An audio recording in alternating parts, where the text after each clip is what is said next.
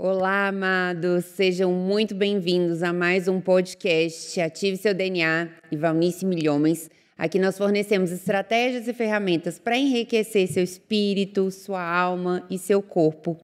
E hoje estamos iniciando uma série muito especial, muitíssimo especial, que o Espírito Santo realmente falou muito conosco e eu espero que fale com você também através dessa série. A nova série é Restaurando a Sua Identidade. E nós já vamos começar com o primeiro episódio, Empoderamento. Resgate a sua verdadeira identidade. Antes de iniciarmos, eu vou te pedir para dar o seu like, curtir, realmente se inscrever aqui no canal e compartilhar essa mensagem com quem você acha que realmente precisa ouvi-la.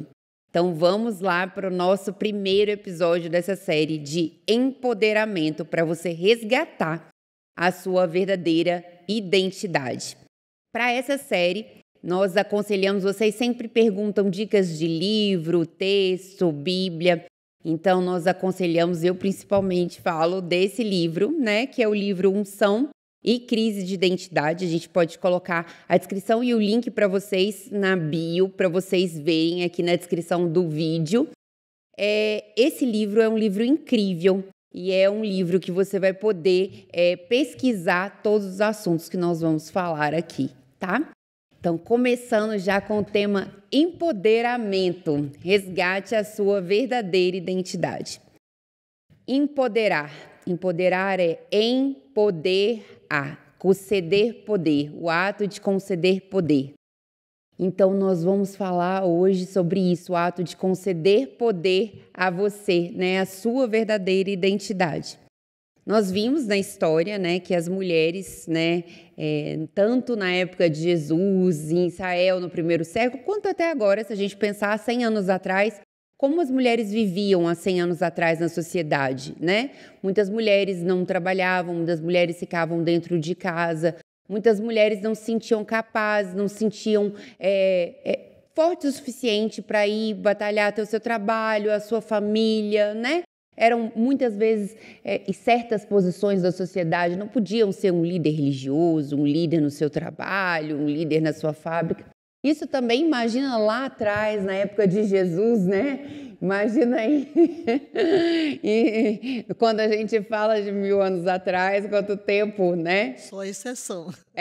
Então, quando a gente pensa em Jesus, como Jesus realmente foi um visionário e um grande empoderador de mulheres, né? De mulheres, de pessoas, de ativar realmente a identidade das pessoas, mas realmente com as mulheres, ele exerceu um trabalho muito especial e ainda mais quando a gente pensa que é naquela época. Se a gente consegue lembrar, eu consigo lembrar da época da minha avó, da minha bisavó. A minha avó, ela nasceu em 1917 e quando ela perguntou para mim, eu já fui fazer faculdade de medicina muito nova, né? Eu fui para o Rio estudar, fazer o segundo grau, eu tinha 15 anos quando saí de casa. E a minha avó perguntava para mim, minha filha, mas eu não quero saber da sua faculdade, não. Eu quero saber assim, quando você vai casar, ter a sua casa, a sua família? Então, assim, quando a gente pensa que nesse século, dentro desse século, a mentalidade era essa, imagina quando a gente pensa na época de Jesus, né? Na época de Jesus, o quanto ele foi inovador em tudo que ele fez. Então, a primeira coisa que eu queria já começar a perguntar hoje nós temos uma visão de empoderamento e o quanto essa visão pode estar, de fato, distorcida da verdade, da visão que é a visão bíblica, que é a visão verdadeira, que é a que se mantém ao longo dos anos. É muito interessante o termo empoderamento, porque ele é novo. Na realidade, fazendo uma pesquisa, aí vamos ver que a primeira pessoa a usar o termo empoderamento foi na década de 70 e depois na década de 80. E depois os conceitos que no mundo todo, hoje no mundo moderno, se tem usado, vêm a partir dos escritores neste período, na década de 80. Mas eles foram mais para quê? Primeiro a questão étnica, depois política, social, ligada à comunidade. E tornou-se um termo em que as pessoas usam, mas não fazem a mínima ideia do que isso significa. Há até uma conclusão dentro de alguns escritores que ela pode ser um empoderamento mais psicológico ou mais social. E aí, quando chega o psicológico, eu até notei aqui um autor no que acho que a coisa mais simples que podia se dizer tem a ver com a identidade. E um autor dessa década de 80, ele diz o seguinte: o empoderamento é um processo de mudança interna e externa. O processo interno é o sentimento ou crença da pessoa na sua capacidade de tomar decisões e resolver os seus problemas. Esse é o conceito que começa a se desenvolver. Mas, evidentemente, é um conceito muito... Porque, como você falou, capacitar. Quando pensamos no lado bíblico, o primeiro termo que podemos chamar de empoderamento está em Atos 1:8, recebereis poder. Capacitação, que tem mais a ver com capacitação, a capacidade para fazer algo. Porque você, quando cita as mulheres e Jesus, realmente, você vai ver poucas líderes, porque aí tem o conceito do empoderamento social, político. Você vai ter uma Débora. Uau, Débora! Você vai ter uma Esther, que se destacam. Não era o comum, todavia, ela ficava muito no contexto do lar. Por isso é que Provérbios 31, eu acho que Provérbios 31 mostra o empoderamento da mulher no sentido empresarial, porque a mulher de Provérbios 31 é empreendedora, toma lã, fia, dá tarefa aos seus empregados. Mas, de um modo geral, a mulher era considerada um pouco inferior no sentido de capacitação de liderança. E mesmo dentro da religião, só que Jesus, como você fala, se olharmos assim, na Bíblia, nos Evangelhos, há uma lista imensa, acho que você vai falar sobre isso, de mulheres destacadas no ministério de Jesus. Mas você falou quando você saiu para a faculdade. Agora você imagina eu ir para o seminário com 16 anos em 65. Tá? Em 65? Você não tinha nascido. Você não tinha nascido. E o povo... Eu cheguei em África em 71. Nunca tinham visto uma mulher pregar. 71. Misericórdia. Mulher, dirigir igreja, ser chamada pastora, batizar, nem se nomeie entre vós. Realmente, era uma cultura onde não existia, apesar de Jesus, e aí é quando os próprios religiosos esqueceram Jesus. Porque, primeiro, eu me lembro de Yonggi Cho. Ele conta a história que quando ele estava muito doente, ele trabalhava demais, ficou deprimido. E aí Deus disse, use as mulheres. Ele disse, tu queres que eu destrua a igreja? Porque da cultura dele, não é nem uma cultura cristã, imagina. Você encontrar a mulher, a primeira pergunta era, como vai seu marido? Não era como você vai. E ele disse, Senhor, eu vou destruir a igreja. E o Espírito começou a falar para ele, e disse assim, por que você tem tanto medo das mulheres? Meu filho veio ao mundo através de quê? Uma mulher. Quem sustentou o ministério do meu filho? Mulheres. Quem permaneceu junto à cruz até o fim? Mulheres. Quem presenciou o local da sepultura? Quem foi à busca? A quem ele se revelou? Mulheres. Então, não tenha medo das mulheres. Eu estive na Coreia e vi que 70%, 80% dos pastores dele, na época que eu fui, eram mulheres empoderadas. Olha aí a capacitação, o poder de uma identidade que Cristo veio resgatar.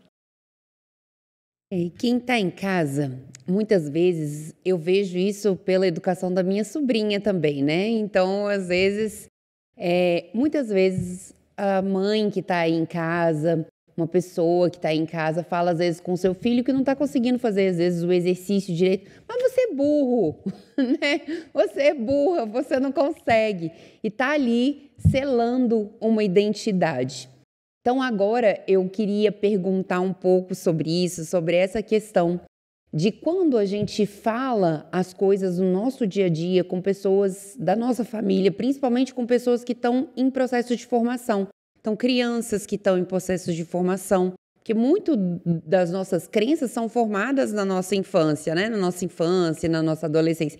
A maior parte das nossas crenças são formadas na nossa infância e adolescência. E se estão relacionadas com a nossa identidade vem do que a gente ouve, né? Então, dos pais, o que a gente ouve no colégio, do que a gente ouve dos parentes, do que a gente ouve das pessoas. E se a gente muitas vezes ouve, a pessoa foi lá, a mãe orientou a criança, não, vai lá, consegue fazer isso, vai lá andar de bicicleta. E aí a criança fala, eu não consigo. Aí a mãe lá já fala, você não consegue nada mesmo. Não tem paciência, você não consegue nada mesmo, não dá certo mesmo.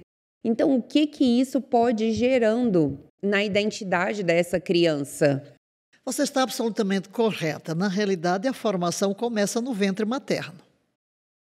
Ainda ontem, eu entrei ali no Instagram até para ver se tinha uma publicação sua e estava logo Pastor Célio. Acho que ele estava sendo entrevistado, mas a palavra dele era exatamente... Eu disse, o que é que ele está falando? Ele disse, eu tinha 32 anos quando minha esposa ficou grávida da primeira filha. Aí ele diz, eu encostava a boca na barriga dela e dizia, minha filha, eu te amo. E ele dizendo, ali começava a formar a identidade da minha filha e aborda exatamente que a própria ciência revela que aquilo que você fala ao feto, aí eu vou ampliar um pouco, aquilo que ocorre durante a gravidez está formando a identidade daquela criança. Então, os pais têm que tomar cuidado na formação da identidade dos seus filhos já no útero materno, já na concepção. Às vezes uma gravidez inesperada. Uau, a pessoa fica, mas agora... Aí já tem que imediatamente controlar esse sentimento para não projetá-lo sobre a criança, que vai sentir uma rejeição e vai ficar com essa identidade marcada por uma rejeição. Verdadeiramente, as palavras que os pais liberam sobre os seus filhos estão formando a identidade. E é muito importante que sejam sempre palavras de afirmação, palavras de apreciação. Você pode. Você pode. O cérebro vai registrando, meu filho, você é filho do Altíssimo, você nasceu para ser um sucesso, você é uma bênção, você é amado. E aquilo fica formando dentro da criança uma estabilidade interior e uma segurança emocional e a certeza de que ela é a imagem de Deus, de que ela tem capacidade. Absolutamente todas as experiências e palavras que, sobretudo, pais e aqueles que estão envolvidos, depois professores, porque nós podemos ser marcados em qualquer fase da vida, mas, sobretudo, aí neste período de formação. É muito importante a gente entender que os pais, como você disse, estão gerando profecias nos filhos, né? Profecias realizáveis, que irão se realizar. Então, muito cuidado, porque eu compreendo que às vezes a gente tem um dia a dia muito corrido, né? Mas, por exemplo, o filho não está conseguindo ali fazer o dever, você é burro, você não consegue nada. Se eu faço isso 1, 2, 3 vezes, eu acabo gerando uma identidade nessa criança, né? E muitas vezes ali na adolescência, ele tem uma dificuldade de começar um outro projeto, um outro trabalho, um outro desafio, porque ele já tem aquela crença de que ele não pode, que ele não consegue, que ele é burro. Inclusive, eu li de um pregador brilhante, ele era brilhante, mas cada vez que ele chegava à porta e que alguém, que mensagem maravilhosa, ele dizia para ele, que nada, eu sou burro. Por que vinha essa reação? Porque é exatamente isso que você está falando. Porque na infância era o que o pai dizia para ele. E apesar de lutar, porque muitas vezes por causa disso a pessoa se esforça, é uma tentativa de provar que eu não sou e ela tenta dar o máximo e geralmente ela supera mesmo e torna-se brilhante, mas dentro dela não consegue se ver como de fato ela é, como os outros a veem. E diante de um elogio ele ficava, não, eu sou burro. Olha aí, ele já é um pastor, mas esse vazio da alma e essa identidade deformada não conhece profissão, não conhece brilhantismo, está lá dentro e tem que ser curado lá dentro. Você tem que mudar o foco. É como se você pegasse assim os óculos cheios manchados, aí você olha, mas está sujo. Não, você não consegue ver a realidade porque você está marcado. Assim é a identidade, você não consegue se ver como realmente você é. E quando Jesus olhou para cada mulher, que foi o foco que você trouxe aqui, por ser a que era menos olhada, e por que ele... Eu fico impressionada como ele nunca deixou de atender o clamor de uma mulher. Ele parava tudo. Parece até que ele privilegiava a mulher sobre o homem. Por exemplo, quando ele está indo para a casa da principal autoridade da cidade, da sinagoga, do centurião, uma mulher no caminho, pois ele para a procissão, para tudo, por considerar, porque ele via o que as próprias mulheres não viam em si. Então é muito importante verificar isso aí. Não coloque sobre, eu costumo dizer, sobre ninguém um adjetivo negativo, porque quando você diz você está dando uma identidade. Sim, isso é bem delicado e uma coisa para a gente se policiar, não só em casa, na família, como também no trabalho, né? Eu me policio muito também com isso. Então, às vezes, uma pessoa da sua equipe não conseguiu fazer alguma coisa. Mas você não consegue nada. Não conseguiu aquela coisa, né? Aquele item. Mas sim, consegue. Porque é isso. Jesus viu o que ela não conseguia ver. Então, minha filha, você não vai tentar nada, porque a Bíblia não manda a gente tentar nada. A Bíblia diz que em todas as coisas nós somos mais do que vencedores em Cristo Jesus.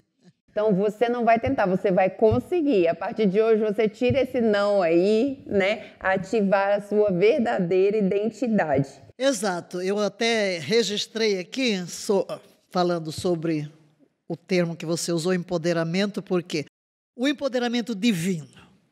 Você tem um empoderamento divino. No ventre materno já você é conhecido. Então, o empoderamento divino é a capacidade de alcançar coisas que são aparentemente impossíveis pela graça de Deus. Alguém diz você não consegue, mas pela graça de Deus, o empoderamento divino é esse. Ele dá capacidade, ele dá habilidade de ser quem você foi projetado para ser, de fazer o que você foi projetado para fazer. Empoderamento divino, portanto, é a liberação da capacitação divina para que nós vivamos o propósito para o qual existimos. E como diz a palavra, eu sei que planos, que propósitos tenho para contigo. Propósitos de paz, de prosperidade, de tornar uma bênção, de fazer de ti uma ponta de lança, uma expressão, porque você é a imagem de Deus. Você é a imagem de Deus, então sua identidade não está naquilo que as pessoas dizem. A sua identidade está naquilo que Deus diz a seu respeito.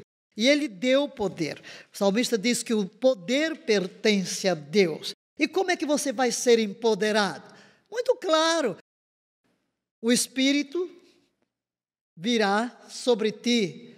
Então, quando Joel fala, derramarei do meu Espírito, vossos filhos e filhas. Não há diferença. Servos e servas, não importa a sua profissão, não importa a sua raça. O povo está pensando às vezes no empoderamento da raça, no empoderamento do sexo. Deus está pensando no empoderamento geral, trazer aquela habilidade do Espírito dentro de você, para que a imagem do próprio Deus em Cristo se revela em você. E Jesus era o homem perfeito.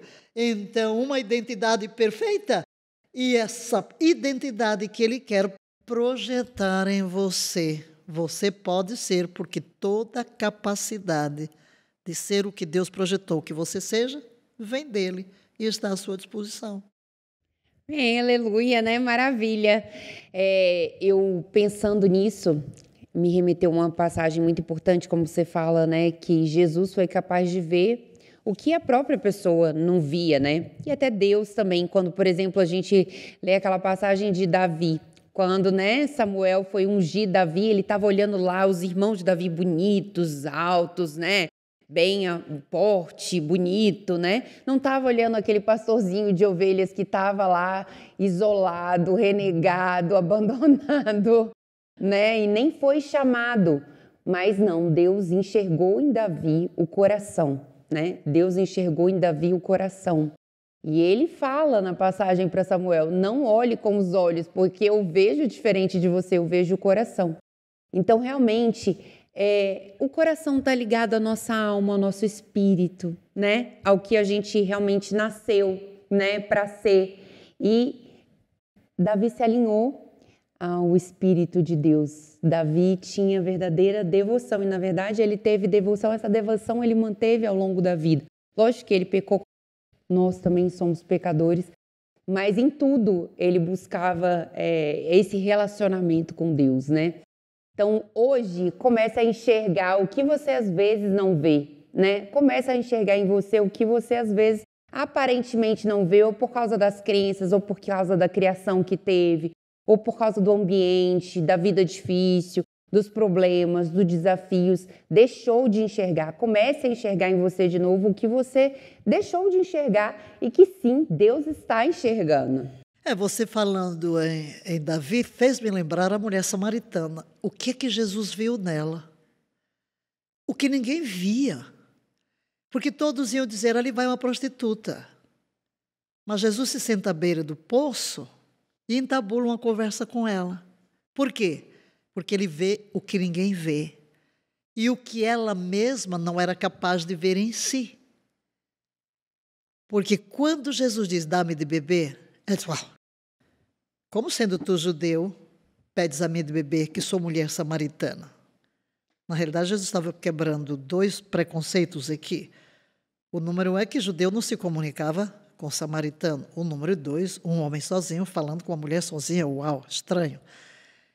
E Jesus, quando diz, se tu me pedires, eu te darei água, ela fica, tu és profeta? Onde tens água?